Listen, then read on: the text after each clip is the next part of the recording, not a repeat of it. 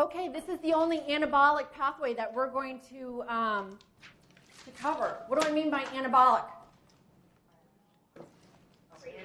Building up, right? So breaking down is catabolic, and it's oxidative in nature, right? We're taking the carbon, going to carbon dioxide. Now, what are we doing with anabolic? It's we're building up, so it's going to be not oxidative, but reductive. So we're going to be putting hydrogens on. So the glyoxylate cycle, I picked this one as the only anabolic pathway that we're going to study because it's so much like the citric acid cycle. And I just find it really neat how similar they are. So do you think that we are going to have the decarboxylation steps? No. Why? Why wouldn't you have the decarboxylation steps? It's oxidation. Great. And it's also, you're building up, so why would you lose carbons, right? So we're going to, in this pathway, what we're going to be doing is bypassing those decarboxylation steps.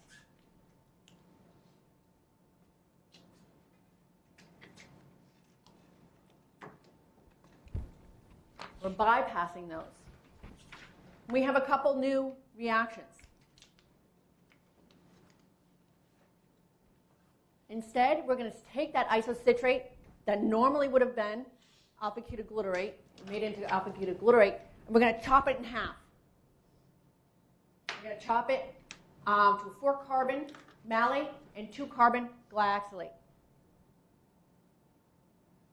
That glyoxylate will be put together with another 2-carbon molecule, another acetyl-CoA, and made another malate.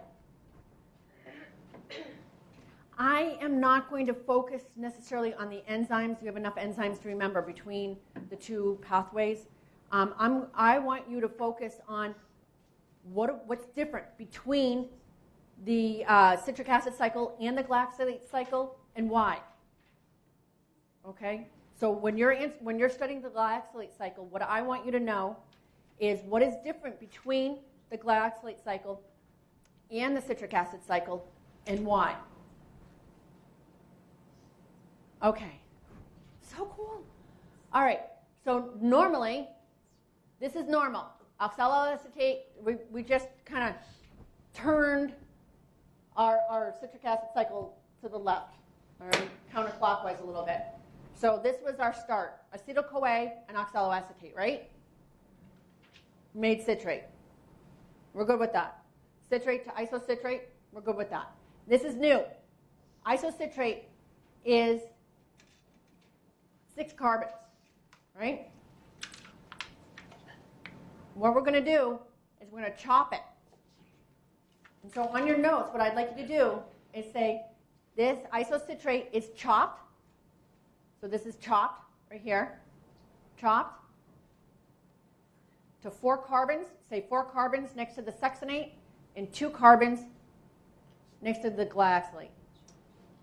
So 6 carbons here in isocitrate to 4 carbons succinate, 2 carbons glyoxylate. 6 carbons here, chopped, 4 carbons here, 2 carbons here. All right, so this is a little confusing. Draw a circle around your succinate and then do the arrow down. So the succinate is processed as normal for the rest of the citric acid cycle. So what we've done is we've jumped from isocitrate to succinate. We've bypassed, jumped over the 2 decarboxylation steps and the step that made GTP. Yes, Aaron? So we don't, for the rest of the process, we don't do anything with succinate? No, you're going to, that succinate is going to be processed normally. So you're going to do a circle around the succinate, and that is what is going through to the fumarate, the malate, and oxaloacetate. Now then what I want you to do is draw a circle around the glyoxylate and draw an arrow this way. Let me see if I can do that with my pen. So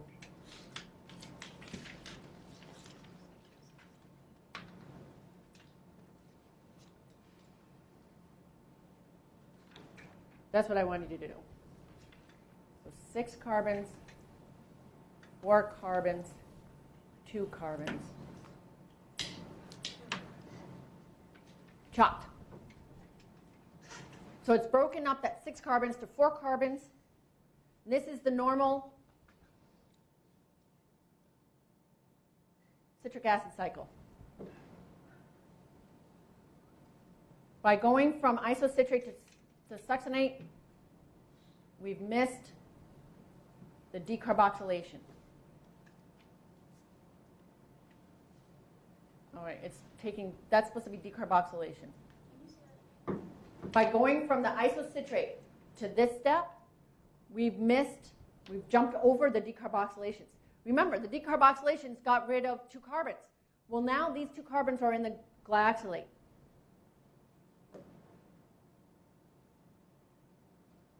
So instead of decarboxylating, we've kept those 2 carbons in the form of glyoxylate. Instead of losing them as carbon dioxide, we're keeping them. So the isocitrate makes glyoxylate and succinate. The succinate is processed normally, as we do with the citric acid cycle. The glyoxylate we're going to put together with an acetyl-CoA. So that's 2 carbons, plus another 2 carbons, makes our 4 carbons malate.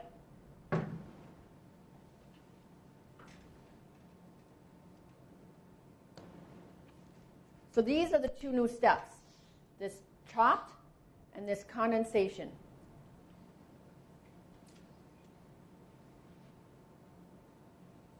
Of acetyl-CoA with glyoxylate.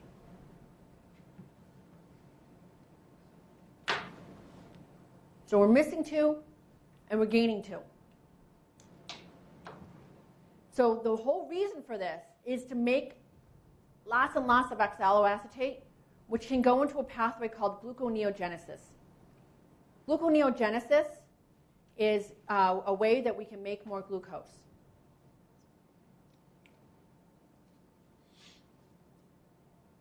Can we do this?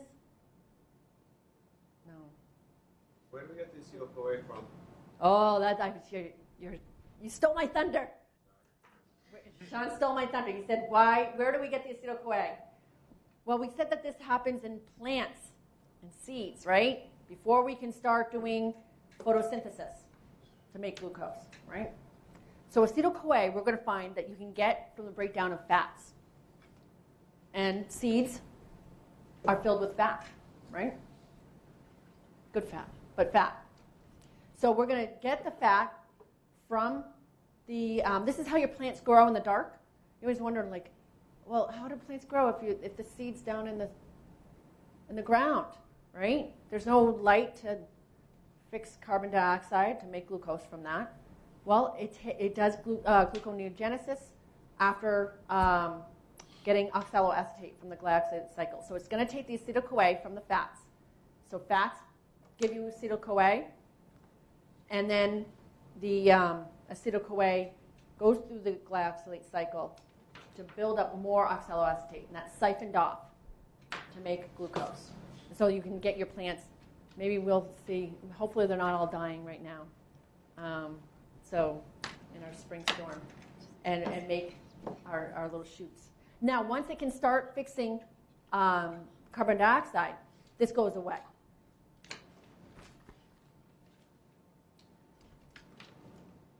So this is our first new step. Isocitrate going to succinate and glyoxylate. So these carbons would have normally been lost through carbon dioxide. We're going to keep. Oops. That's not a question mark. That's an exclamation point. Come on. We're keeping those. And we're going to put that glyoxylate together with acetyl-CoA.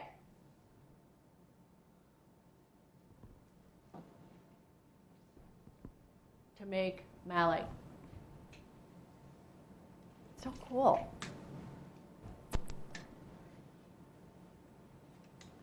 And so it happens in glyoxysomes in plants and yeast and algae in the cytoplasm, and it helps plants grow in the dark. So seeds are rich in fats, and they use acetyl-CoA from the fats, oxidation, which we're going to learn about later this month, and it produces oxaloacetate for gluconeogenesis. And then once we can fix carbon dioxide, the glyoxysomes disappear. Kind of cool. I just find it surprising. It's really kind of neat, these things that you learn about. So that's the only anabolic pathway. Now, are there any questions about the glyoxylate cycle? Fumarate's not produced, it just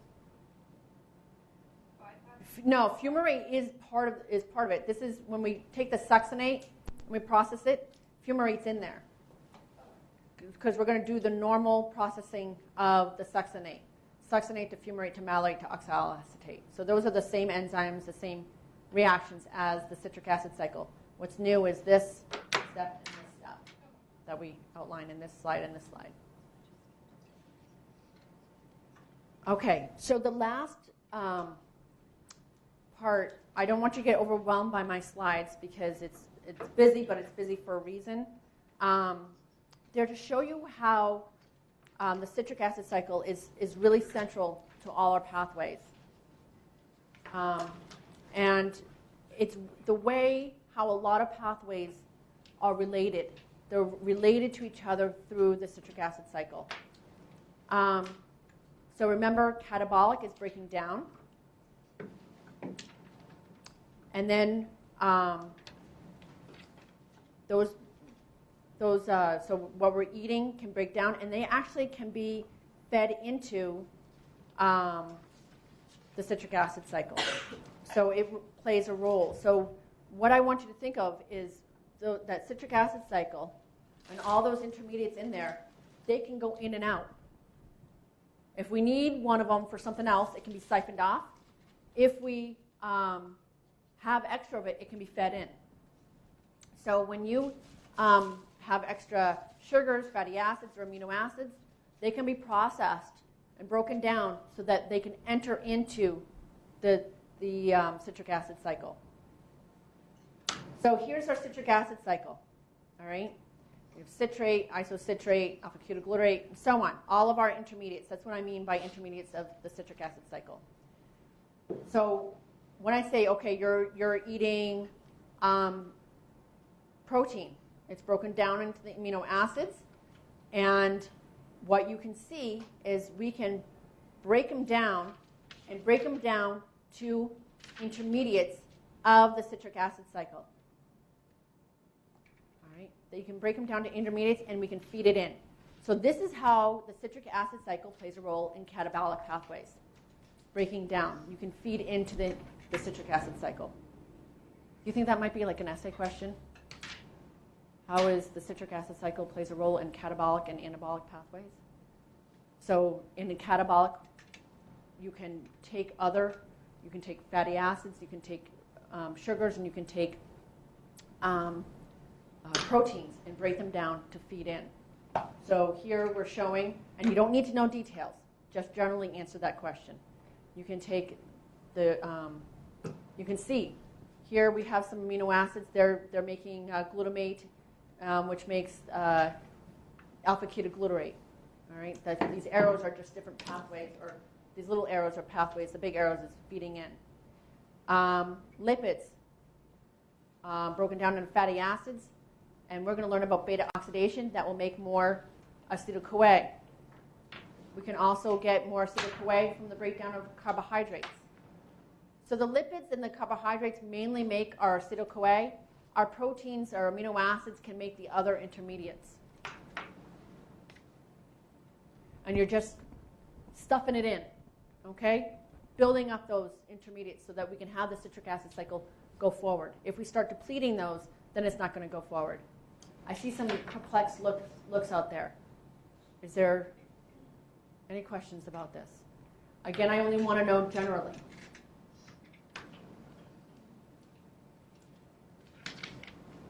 So we can use it in an anabolic way by siphoning off for biosynthesis.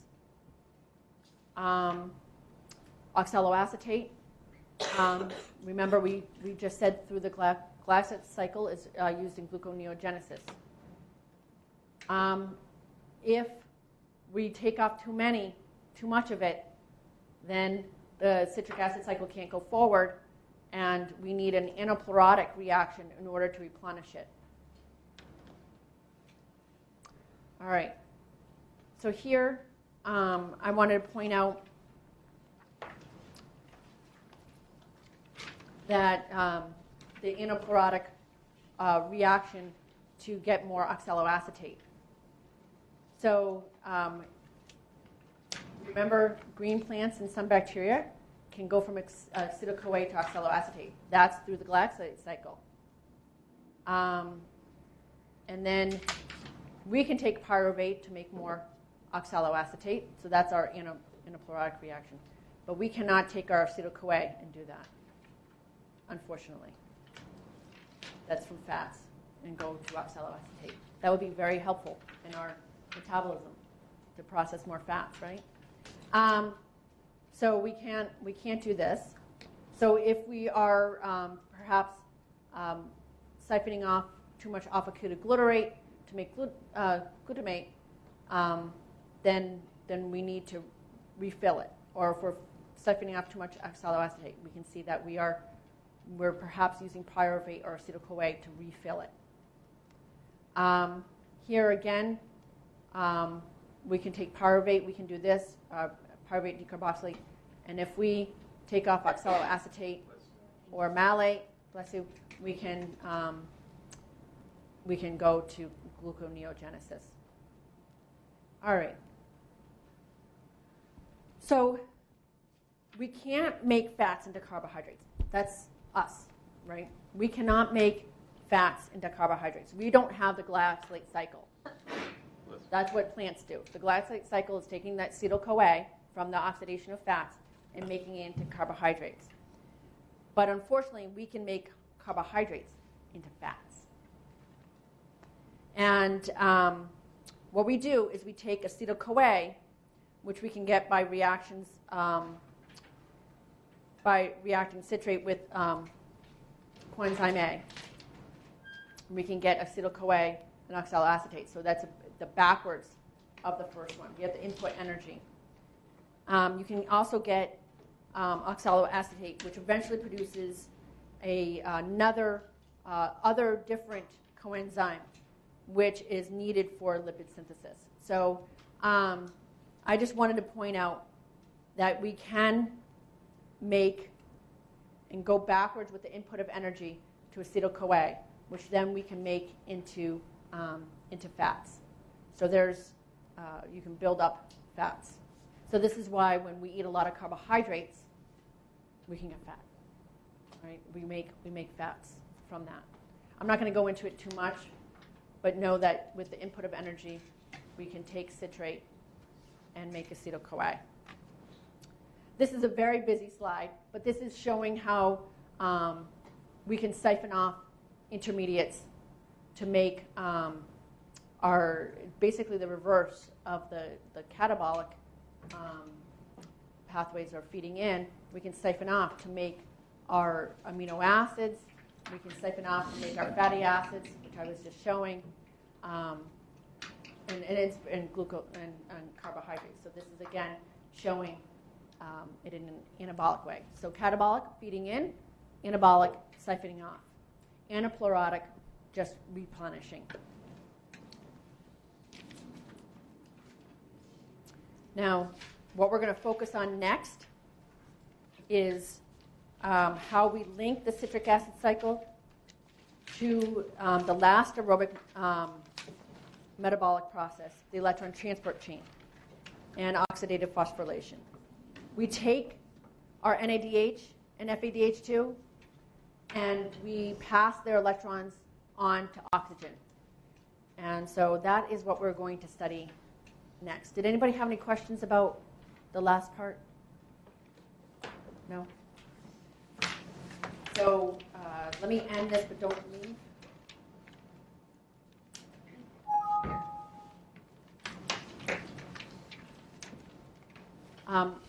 What we'll do on Friday is we'll